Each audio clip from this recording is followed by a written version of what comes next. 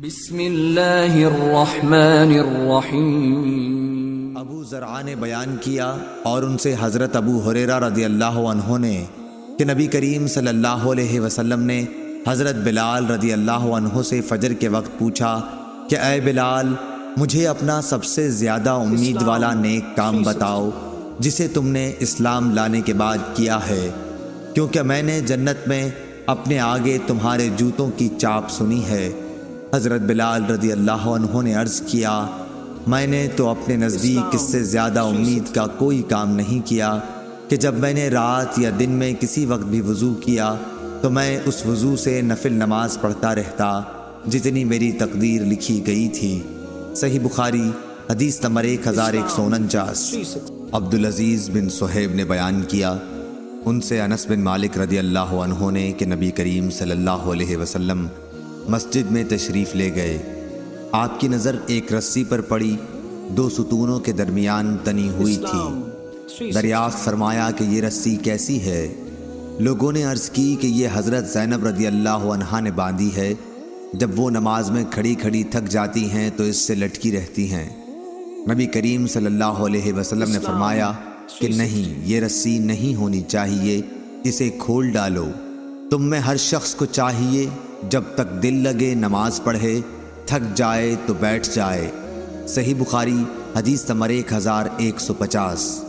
عبداللہ بن مسلمہ قابلی نے بیان کیا، ان سے مالک رحمۃ اللہ علیہ نے، ان سے حشام بن عروہ نے، ان سے ان کے والد نے، اور ان سے حضرت عائشہ رضی اللہ عنہا نے فرمایا کہ میرے پاس بنو اسد کی ایک عورت بیٹھی تھی۔ نبی کریم صلی اللہ علیہ وسلم تشریف لائے تو ان کے متعلق پوچھا کہ یہ کون ہیں؟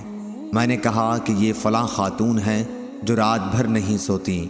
ان کی نماز کا آپ کے سامنے ذکر کیا گیا، لیکن آپ صلی اللہ علیہ وسلم نے فرمایا کہ بس تمہیں صرف اتنا ہی عمل کرنا چاہیے جتنے کی تم میں طاقت ہو، کیونکہ اللہ تعالیٰ تو ثواب دینے سے تھکتا ہی نہیں، تم ہی عمل کرتے کرتے تھک جاؤ گے۔ صحیح بخاری حدیث نمبر 1151۔ عباس بن حسین نے بیان کیا، کہا کہ ہم سے مبشر بن اسماعیل حلبی نے اوزائی سے بیان کیا، دوسری سند، اور مجھ سے محمد بن مقاتل ابو الحسن نے بیان کیا، کہا کہ ہمیں عبداللہ بن مبارک نے خبر دی، انہیں امام اوزائی نے خبر دی، کہا کہ مجھ سے یحییٰ بن ابی کثیر نے بیان کیا، کہا کہ مجھ سے ابو سلمہ بن عبد الرحمن نے بیان کیا، کہا کہ مجھ سے عبداللہ بن عمرو بن عاص رضی اللہ عنہ نے بیان کیا، کہا کہ رسول اللہ صلی اللہ علیہ وسلم نے فرمایا، اے عبداللہ، فلاں کی طرح نہ ہو جانا، وہ رات میں عبادت کیا کرتا تھا پھر چھوڑ دی۔ اور حشام بن عمار نے کہا کہ ہم سے عبدالحمید بن ابو العشرین نے بیان کیا، ان سے امام اوزائی نے بیان کیا، کہا کہ مجھ سے یحییٰ نے بیان کیا، ان سے عمر بن حکم بن صوبان نے بیان کیا، کہا کہ مجھ سے ابو سلمہ بن عبد الرحمن نے اسی طرح پھر یہی حدیث بیان کی۔ ابن ابو العشرین کی طرح عمرو بن ابی سلمہ نے بھی اس کو امام اوزائی سے روایت کیا۔ صحیح بخاری حدیث نمبر 1152۔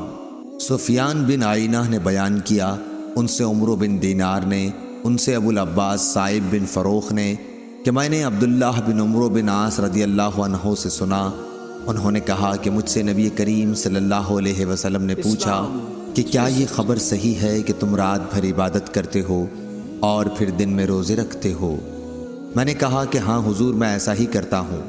آپ صلی اللہ علیہ وسلم نے فرمایا کہ لیکن اگر تم ایسا کرو گے تو تمہاری آنکھیں بیداری کی وجہ سے بیٹھ جائیں گی اور تیری جان ناتواں ہو جائے گی۔ یہ جان لو کہ تم پر تمہارے نفس کا بھی حق ہے اور بیوی بچوں کا بھی، اس لیے کبھی روزہ بھی رکھو اور کبھی بلا روزے کے بھی رہو، عبادت بھی کرو اور سو بھی۔ صحیح بخاری حدیث نمبر 1153۔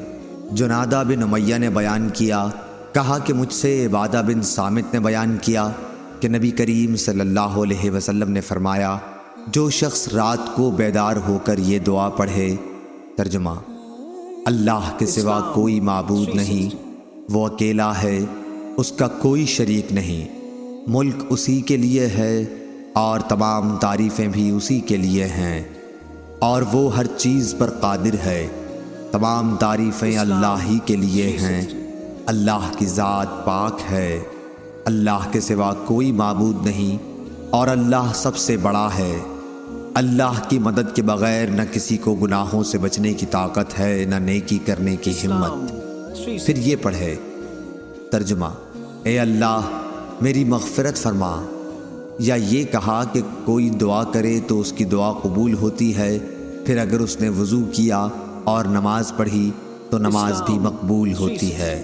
صحیح بخاری حدیث نمبر 1154۔